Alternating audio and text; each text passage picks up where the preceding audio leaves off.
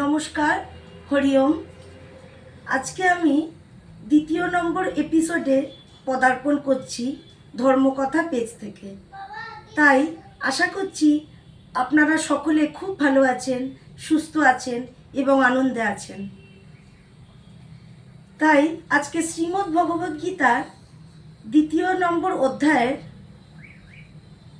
4র্থ শ্লোক থেকে আমি শুরু করছি।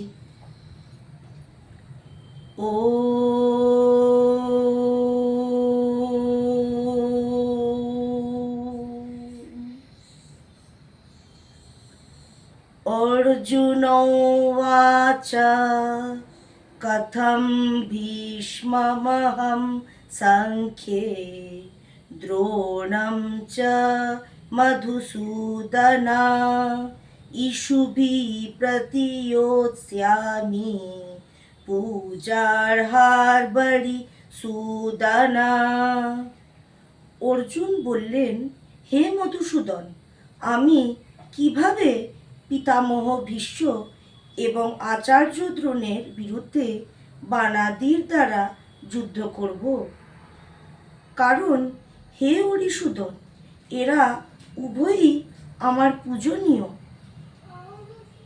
গুরু নাহত্বাহি মহানুভাবান শ্রেয়ো ভোক্তুম বৈক্ষ্যমপিহ লোকে হত্বার্থকামাস্তু গুরুনিহৈব ভুঞ্জীয় ভোগান রুধিরপ্রদিগ্ধান।